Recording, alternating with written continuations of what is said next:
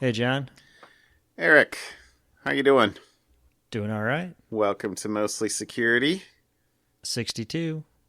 episode 62. Awesome. Yeah, I had somebody tell me last week we needed some introductory music and the fancy fanfares and stuff like that instead of saying, "Hey, how are you tonight?" I'm doing fine. How are you? How's it going? I don't know. I have to say I was listening to another podcast earlier in the week where there was a blah blah blah, welcome to blah blah blah. Actually it was a beekeeping podcast, and but it totally went on to like 10 seconds of music, and I was like, hello, I'm not interested in your music. I'm glad you know Just how to get use to the point. GarageBand or whatever it is. Anyway. Get to the point. Yeah. All right. So, speaking of getting to the point, Okay. how's your Ubiquity router? Last week I had my story about the Ubiquity bug that they were listing on an external port, control port 10,001, and a comment from the company that said that they would have a patch out soon. And I was traveling, so I didn't know whether mine was open or not. So when I got back, I logged onto my router, and I hadn't actually done a firmware update for a number of months. It's not something that I think about that much. It just runs. But so I did an update, and it wasn't listening on that port before or after. Although it kind of freaked me out a little bit looking at it externally. It was listening on port.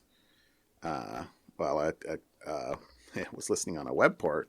And when I tried to log into that, I was like, what? What's that? Tried to log into it, and it was actually the router control software, which freaked me out. But it's not mine, evidently. It must be my ISP's. So, Right, because you don't have, like most of us, you have magic internet because you live out in the sticks and I can't get do. Comcast or whatnot. So, No, I am among the peoples that get very bad internet and pay a lot of money for it. No, I'm sorry. Excuse me. I love the guys that give me my internet. They're wonderful. I'm so glad that I do not have right. uh, You have literally more a personal modem. service. I do have more personal service. I know them by name. Uh, I'm not complaining per se. I just want faster internet. Yeah. But anyway, why would you be able to log into their infrastructure remotely? Anyway, Maybe so they can diagnose it's problems not for you. mine. Yeah, I'm Yeah. sure they're out and about all the time, but that's what VPNs are for. All right. Well, my bit of follow up from last week, the Android app, pre released app, Live Transcribe, Yes, I tested it out. So this was this was my something fun. a. One of my something Yes, you're funs. something fun. I'm, I only have one something fun to this week. yeah, and I don't have any just to make up for it. Not totally true. Anyway, so I tried this out. It actually works really well. I was very impressed with how quickly and easily it turned raw text into, or speech into raw text on the device. Yeah, But the question of does it do translation inline as well is, I can say that is false. a solid It no. just does English to English, or you can tell it to do Spanish, and if you speak Spanish, it'll transcribe your Spanish spoken word to Spanish text. Those were the only languages I knew, so those are the ones we tested with. Yeah, And it worked really well. I'm looking forward to it getting rolled out elsewhere. I can see all sorts of interesting use cases for it. yeah. It was very quick, and and other than I guess relatively accurate too. There were a couple of Yeah, weirdities even in the 5 minutes that we were talking at it, but weirdity being one of the words it would have fallen over being on. typo. Yes, exactly. Okay. So you're saying the problem is in the speechifier, not the speechy listener. Okay, sure. That's the way you want to be. Uh, I can make up words with the best of them. I make up the best words. Exactly. All right. Boy, we have a ton of follow-up this week. Yeah, next follow-up. This was the FaceTime bug that we talked about. I think it was 2 weeks ago, when you could initiate a group FaceTime with somebody and then start listening on them without their having actually touched their phone. Not an awesome bug. And the criticism, of course, was that the Apple system for security vulnerability reporting did not work. It fell flat on its face with the poor mother of the teenager who discovered the bug, trying in vain to report the issue to Apple. Anyway, the Apple was able to turn the group FaceTime off on the server side within a few hours of it, sort of hitting mainstream media. And then they have rolled out the patch. I think it was 12.1.4 that includes a fix to it. And then they also did credit the discovery to the teenager. And it wasn't clear. I think the reason why this was follow-up is we mentioned on the previous episode, we wondered if the teenager was going to get credit from a bug bounty, because Apple has a pretty generous bug bounty program, especially for iOS. iOS is the one where they actually seem to care more about it. Specifically for iOS to be. Was it only for iOS? Accurate. I thought that they had it for Mac too, but maybe I'm wrong. That's my topic. We'll get into my topic in a second. Okay. I'm sorry. I didn't realize. Nope. I didn't realize it was only iOS. But I thought that weren't they the ones that had the bounties up to like $200,000? Yeah. Yeah. Yep. But anyway, this doesn't say how much they gave Grant Thompson. I would think, given the severity of that bug, it wasn't a remote code execution, but it was a pretty bad bug. I would hope that he got a good chunk of change. But Apple didn't reveal exactly how much they're paying, or they paid him. Right. But they did say, or there was a comment in the Verge article that we'll link in the show notes here, that they provided an additional gift to fund his tuition. So I assume that means college tuition. So go play some more. What's the game? Fortnite. Thank you. I was like, I'm so not cool. Go play some more Fortnite. Evidently, it's a good way to. Anyway, find bugs. Find bugs. No. All right. What's the last piece of follow up? So the last piece of follow up is kind of a funny note. So, let's see, episode 56. This was back turn of the January 4th. All right. We talked about USB-C getting some authentication capabilities, yes. Wiring in certificates, and there's the pluses and minuses. The plus is you can, have the USB-C negotiate with the device it's plugging into to say, yes, this is good. The bad side is you turn that into DRM, and now you plug in something to charge it, and it'll say, I'm sorry, this is not an official charger that you should pay extra money for, so we're not going to let it work. Things like that. Well, it turns out there is a tweet by MJosh Crypto that points out that there is a very popular USB-C chip that's implementing the USB-C authentication. And as part of their documentation, in the USB.org documentation, it has a sample root key pair. And his quote is, I'm willing to bet money that these example root keys from the specs are going to end up in products. And once you've got root keys in products that are public, that are physical, then all bets are off. So a simple piece of follow-up, which will be and no one's taking him up on the bet. Yeah, who's gonna? It will happen. I'm betting Some that water company- will remain wet tomorrow. That's right. Some company will say, all right, I'll just use this private key right here and add this to my USB-C authentication because it's cheap and free because I have it right here. I don't need to do anything. I mean, in a perfect world, that key would already be revoked. Right. In some certificate revocation list. But if you're building a sample, yeah, they give you the sample stuff because security is hard. Security is hard, but necessary. Okay. Yes, that's a nice bet. I wouldn't take that bet. Yeah. Yep. All right. So my topic. It's funny. Both my topics relate to follow-up. Really? Oh, yeah. So maybe like we'll have a all fun episode. It'll be mostly fun. We could have a mostly follow up. The new podcast after Mostly Fun is Mostly Follow Up.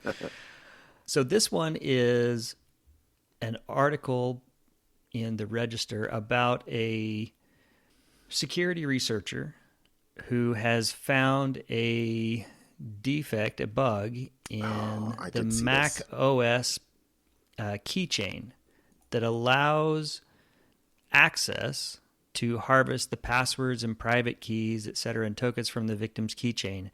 Apple has a great app called Keychain. If you have a Mac, it's under your Applications Utilities folder. And in the keychain, it stores all your passwords and certificates and all sorts of security information for you. So the goal is to keep that application and the contents of that application very secure.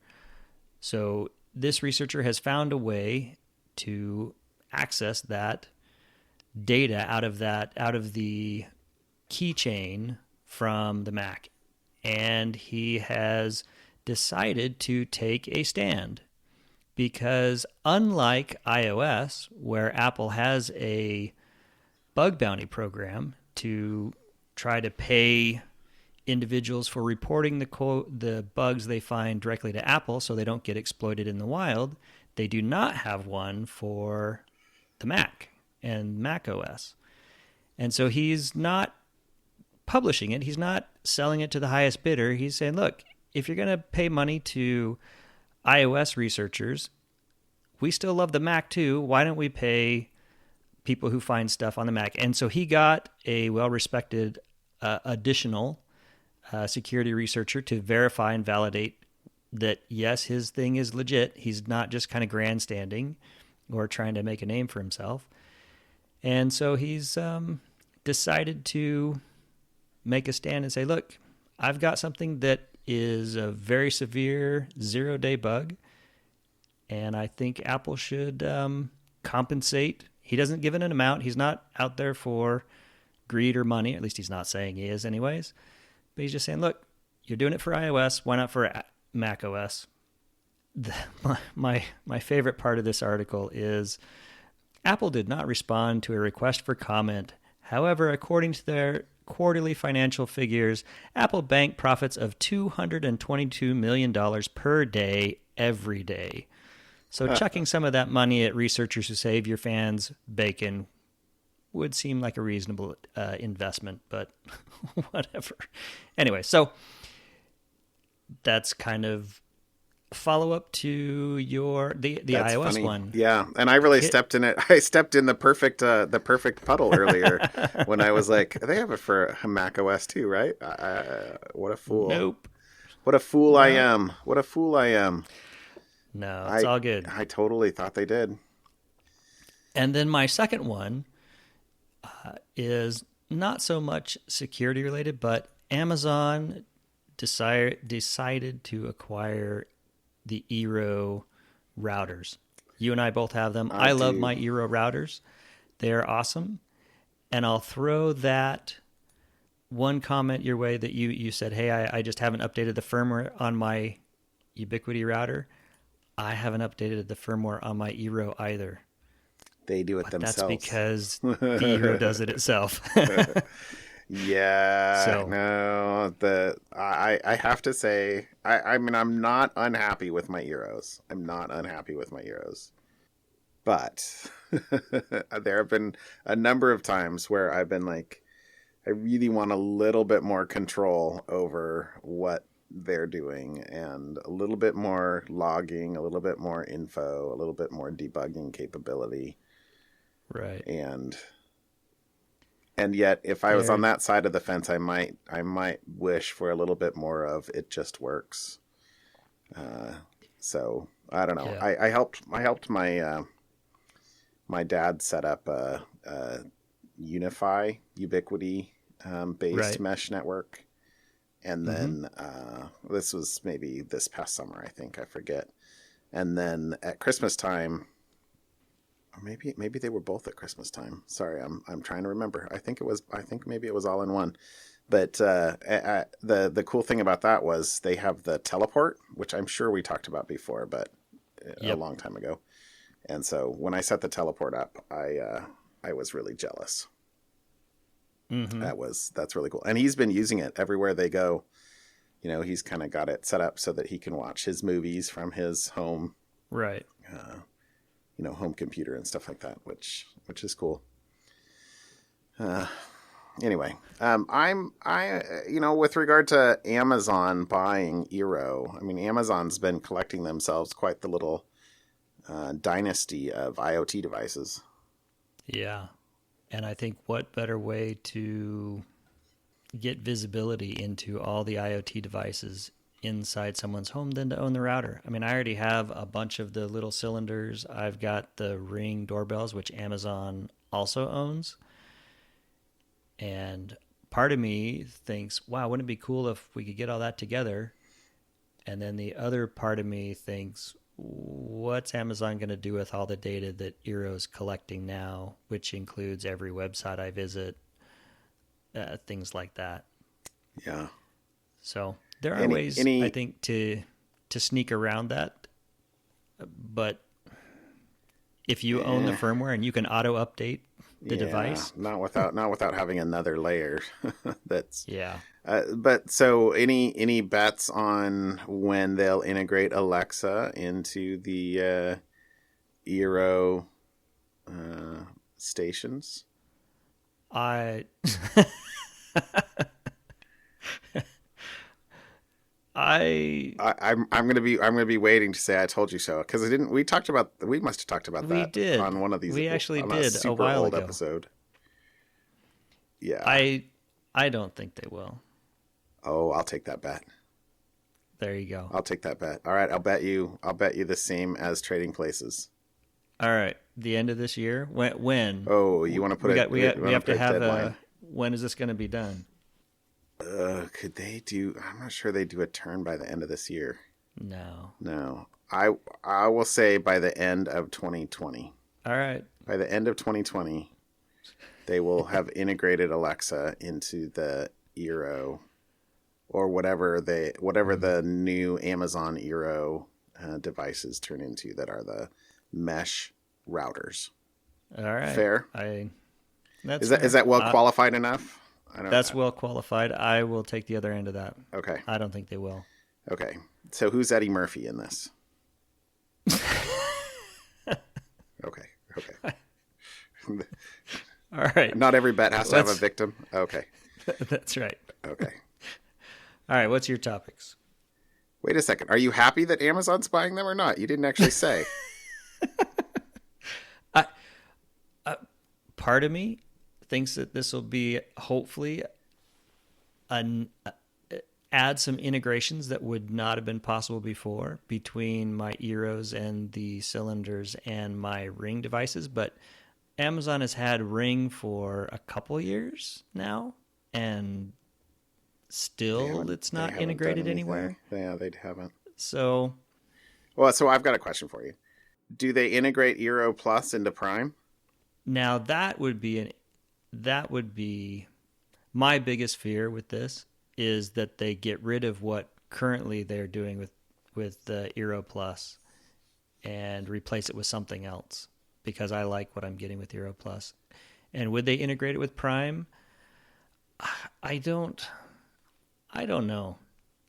I think they got to start unbundling things from Prime and making different tiers of things, because they've been bundling everything under the sun, and at some point the cost to do everything under the sun is going to be too great, right? They already have, Amazon Music, but then you can buy the plus music, and they have Prime Video, but then they have their additional things that you can buy on the video side, but those they don't own. I don't know. I don't think so. Is that another bet? Just lump it onto the other one. I don't know which. I don't actually know which I would bet on. Actually, I think that you're right in that monthly. So Eero Plus is a service that you get basically web and content filtering, and a couple of other nice services, including 1Password. That's actually which is the best password manager out there. Which by itself is like $99 a year or something like that, isn't it? Yep. Yeah. And if you do the family. Anyway, I mean, Eero Plus seemed like a pretty good deal. It's like $10 a month, which, a lot of people, a lot of services like to charge $10 a month. It's a nice round number. And, or excuse me, I'm sure it's $9.99. I need to pretend to be a regular human that doesn't round up. So it's $9 a month, and it. You were closer when you were saying it was $10 a month. I know that was a joke. That was a joke. It was an intentional joke. Not a funny joke, but it's okay. So anyway, I think you're right that Amazon would be probably better off keeping it as a separate subscription. Well, I would love it if Amazon would add some, like you said, with the Eero stuff that you've wished it had, a little bit more logging, a little bit more control. I would hope that maybe with Amazon they could have better information. I get an email once a week, I think, from Eero saying, "Hey, we blocked, 80,000 things." It's like that number's meaningless. Or we watched 100,000 transactions, or whatever it is they're saying. Yeah. And we blocked 5 things. I'm pretty sure the Eero's partnering with Zscaler actually to do the web filtering. Yeah, I believe that's right. And whatever their agreement is, they certainly don't give details as to what they're doing. Nope.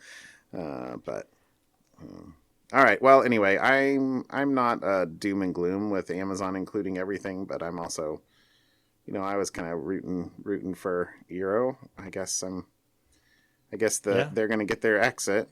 So good for them. I have no idea what they're, if they were doing well from a monetary or fiscal standpoint or anything else. I continued hearing them advertise on podcasts and stuff like that, so I assumed they were doing okay, and I saw them in stores. Seems like I might even have seen them in Target. Yeah. But I actually just helped my brother buy a set today. He was asking me what he should get, and I'm like, I can't say anything bad about the Eero, even with Amazon acquiring them. So you can. They don't have enough control or logging. They're too dang easy to use. they just dang work. Easy to use. Yeah. Said no one non-technical ever. My topic. What is my topic? Okay, my topic. Patch Tuesday. My topic is Patch Tuesday. Windows Patch Tuesday was this week, and the thing that caught my eye on this was actually one of the vulnerabilities that was in Patch Tuesday, but I couldn't find a good article that actually dug into the specifics of it. So I'm guessing it's because whoever disclosed this to Microsoft hasn't written their big tell-all article yet. I'm hoping that's the case. Either that or I just can't Google, which is possible. But the article that I did grab that I'll put in the show notes was a Krebs article that details a couple of patches in here. The main thing this was interesting was this seemed like it was a pretty big Patch Tuesday in terms of critical vulnerabilities. There was one in Internet Explorer, which was discovered by Google. And the comment in the Krebs article was that attackers are already using this in the wild. I don't quite know. There isn't enough data about how they know that attackers are using this, but it could let an attacker execute malicious code by sending a specifically crafted DHCP request. That one? No, that's the second one. Oh, so sorry. You can cut that part out then. No, that's fine. That's the next one. But this was the one that says a flaw can allow malware or miscreants to check for the presence of specific files on the target's hard drive. Anyway, that wasn't the interesting. The DHCP one, the one you just mentioned, was the one that actually caught my eye in the first place because it was a remote code execution vulnerability, which is particularly bad. That means that so in this case, we talked about this in the context of those Marvel Wi-Fi controllers about using a crafted, in that case, Wi-Fi controller chip would then give you remote code execution. This is similar. This is with DHCP, the Windows DHCP service. Well, DHCP is a common protocol, if you're not aware of it. DHCP is the service that assigns IP addresses. If you don't have a static IP address, your computer, when it first comes onto a network, will use the DHCP protocol to say, hey, I'm here. Can I have an IP address, please? And there are, many server implementations of DHCP, and the Windows one is the one that's obviously this is targeting, which will let you gain remote code execution on the DHCP server, which would, should be a Windows server box, by crafting a particularly or a specifically malformed packet as part of the DHCP negotiation. I could not find, like I said, I couldn't find an article that detailed that in, with more technical information. So I'm hoping that that's coming out now that the way that responsible disclosure normally goes is, the discoverer of something will disclose it to Microsoft. Microsoft will decide, is this really a bug or not? If so, then they'll patch it. And normally a responsible disclosure window will have 90 days or more if negotiated with the party for the bug to be fixed and before it's talked about publicly. And then once it's out, though, once Microsoft releases a patch, then people can look at the patch and figure out what happened. And so the article outlining whatever the issue was, who discovered it, and their credit for it will normally come out around the same time. I learned something from this article as well. What did you learn? Adobe Flash is still a thing. I thought it was gone. Although it does say that Adobe is going to end support of Flash in the end of 2020. So I guess we're stuck with Flash security issues for at least another year and a half or so. Yeah.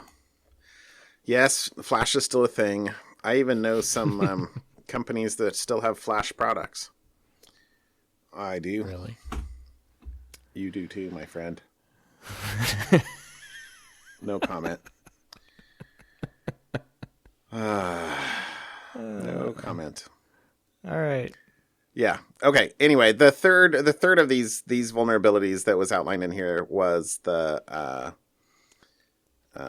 finding it here, the Microsoft Exchange one.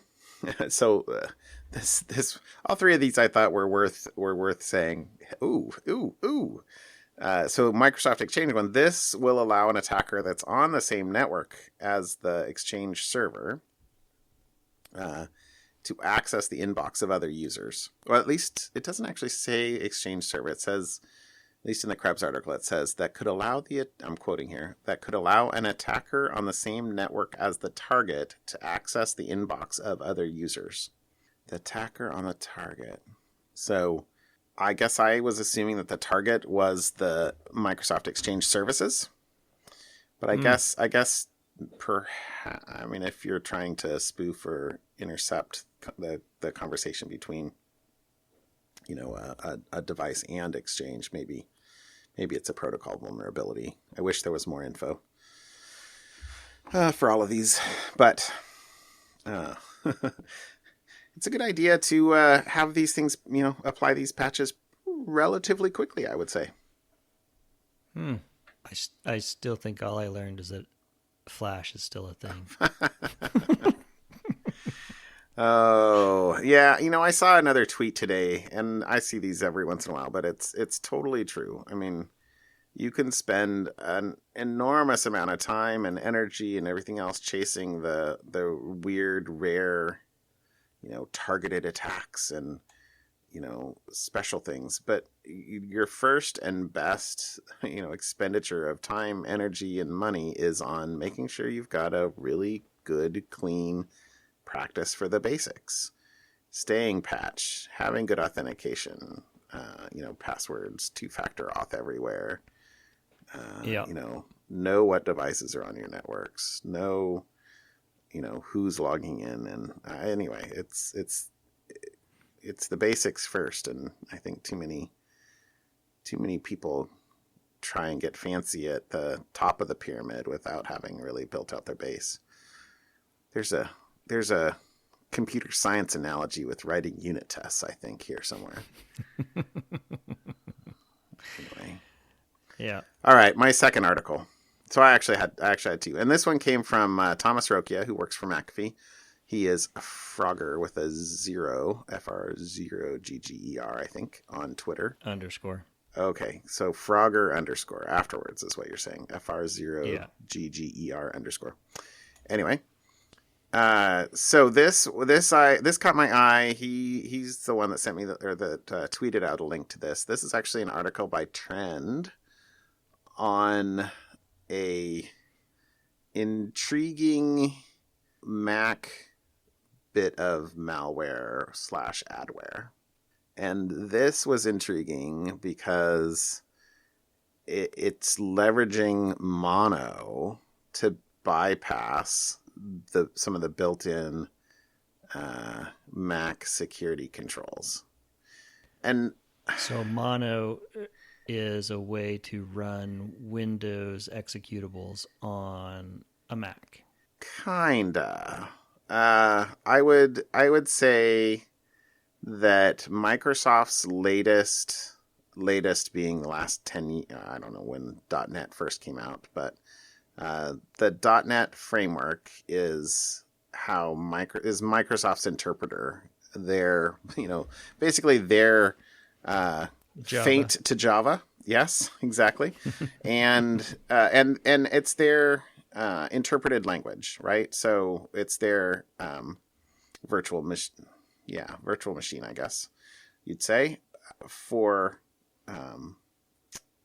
running C# applications. And many, probably most of the Windows apps that you run today that were developed in the last, say, 5 years are probably written in .NET. There's a lot of older legacy stuff that, that's still written in C and C++, but all the .NET stuff is really, there's a ton of good, of nice frameworks there, and managed code is lovely for many reasons. That is generally written in C# and runs on the .NET interpreter. But just like in Java, you have the JVM, that's the Java Virtual Machine, and most stuff that runs on the Java Virtual Machine is actually written in Java, But you can use other languages too. You could write code in Scala, and that gets compiled down to the same intermediate language that and bytecode that the JVM executes. And it's the same way on Windows. They have lots of different languages. Well, at least some different languages, like F# is the main one that comes to mind. That you can write code in that will also get compiled down to the .NET intermediate language. Anyway, the whole point here is that Mono, and the reason why I was like, it's not exactly running a Windows executable. Mono is the open source port of the .NET runtime to non-Windows operating systems. So this was done at the very beginning by the same guy that wrote GNOME for Linux back in the day, Miguel de Casa.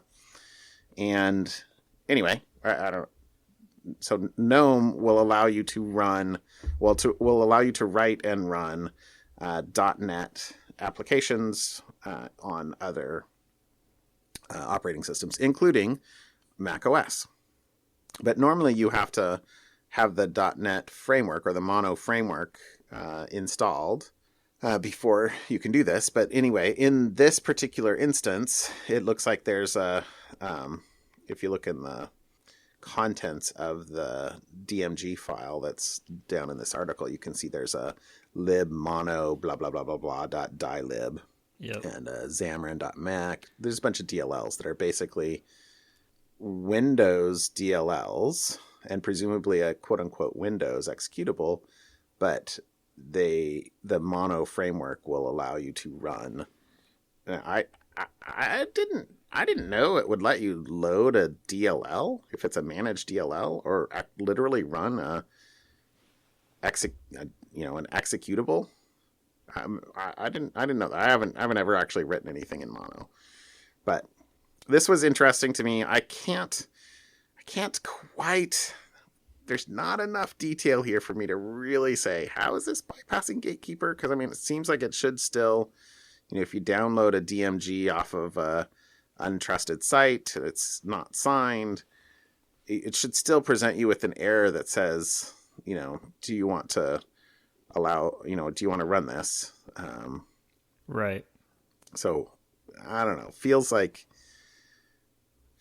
there should still be, at least the Windows equivalent of the UAC prompt in here. But then once done, it looks like they're basically triggering the Mono code, and at that point in time, they're able to do other things without triggering Gatekeeper or the other Mac services.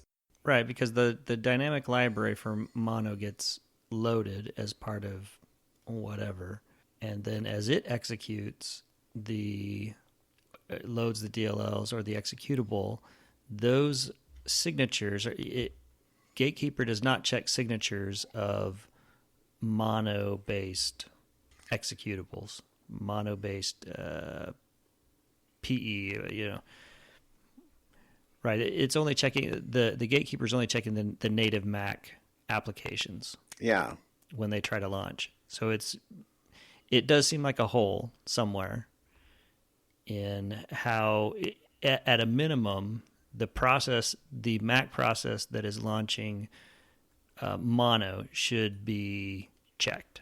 It feels like, but yeah, I don't know. But what you're telling me that the unwanted programs, this little snitch, is actually running as a Mono app. It's not even after installation. It's not running as a native Mac app. No, and it's not even really little snitch. It's an adware. Yeah, masquerading. It's masquerading. Yeah. It's saying, "Hey, I'm this." Oh, it's yeah. Segue. It's Adobe Flash. Welcome you to the Adobe Flash Player installer, but it's not really. Yeah. It poses as Adobe Flash. Well, I liked this Anyways. article just because it was that's interesting. An interesting way to evade detection by Right. leveraging, cross-platform framework. Yep. All right, we're quite a ways into this. Shall we jump into something fun? You're one something fun. Okay, I'm only allowed one. Oh, Yeah. I only did have one. Although I have to say I have a couple other things in the something fun. As you know, So you're don't sneaking in it. no, I won't sneak it in. I didn't put anything in Yeah, the there's notes. no help for Okay, that. my something fun was a last minute ad because I saw this tonight. But I like space stuff. I like space, literally and figuratively. Um, but this is my something fun is homage to the Opportunity rover, which has been declared dead. Mm-hmm. So Opportunity. Let's see. It landed on Mars on January 25th, 2004. So that Mm-hmm. was just over 15 years ago, which is crazy in my mind that NASA's basically been, had a team running or for the last few months trying to get back in contact with, the rover's first Spirit, but then, obviously Opportunity lasted even longer. But a couple things I picked out of here. The link we'll put in the show notes is to a National Geographic article. But what are you laughing at? Sorry, I'm reading your notes. I like the second one. That's my favorite one. Yeah. Okay. So, well, the first bit was that I pulled out a couple things. The first bit was that it says Opportunity's path to Mars was as uneven as the red planet's rolling hills. Nice metaphor. Okay. But that the core team spent more than a decade trying to get NASA to agree to a proposal. But then let's see, quote, the agency finally approved a 2-rover mission by early 2000, but elation soon gave way to panic. The team had hoped for 48 months to build the 2 rovers, but they would only get 34. So, I don't know. I saw that movie. It was called The Martian. Uh, that movie was pretty good. The book was Movie. better. You should read the Yes. book. I Yeah. have read the book. Did you tell me to read the book? You might have. No, you told me to read the book. Oh, okay. Oh, good on me. Yeah. Anyway, you're distracting me. Yes. Sorry.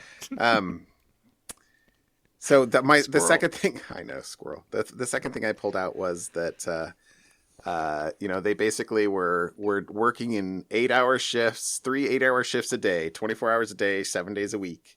And that engineers were sending final software updates to the rovers even while they were in space and en route to Mars. En route. That's my favorite line right there. Isn't that crazy? Because how many times over your career all right, we've locked down the product, we're going to ship next week, and then somebody sneaks something in at the last second because, oh crap, we found something that we can't let go.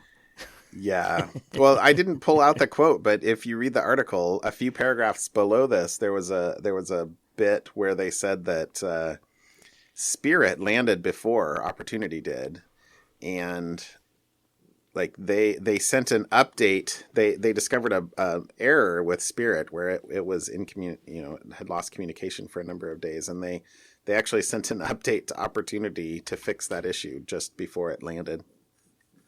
Crazy. Right. Crazy. It's amazing that it lasted Awesome. 15 years. Yes. Well, I will see your 15 years and add 5. Okay. So my something fun, I totally had something different, something fun, but then when I saw the Opportunity thing, I grabbed a different one, which is a Netflix show I've recently watched. It's a Netflix series called 7 Days Out. And there are 7 episodes, But one of the episodes, and to be honest, the only episode I watched, was on NASA's Cassini mission. This is the Cassini probe, and the premise of the show is it's 7 days before something is going to happen, before some big event happens.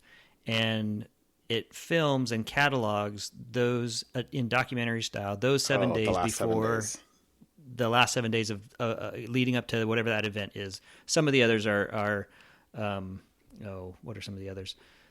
The Kentucky Derby, Fashion Week, a League of Legends, professional video gamers, and what leads up to that. But this one was the only one I watched because it was very interesting, leading up to actually crashing the Cassini probe into Saturn, and people who had spent 20 years following and gathering data from the Cassini. So it was really cool. So Space Week on something fun. Okay. This week. I'll have to watch that. Yeah, it was really good. Some of those things you listed off, I mean, Shirley would probably love to watch the Kentucky Derby one. The boys would probably love it if I'd let them watch the League of Legends one. Right. Anyways. Okay. Well, hey, that's cool. Good. I'll have to try and watch that. Yeah. So next week, I am not sure if I'm recording with you or not. So we have our guest lined up for next week. Yes. All set. Party on. Awesome. Have a good night, John. All right. Bye, Eric. Talk to you later.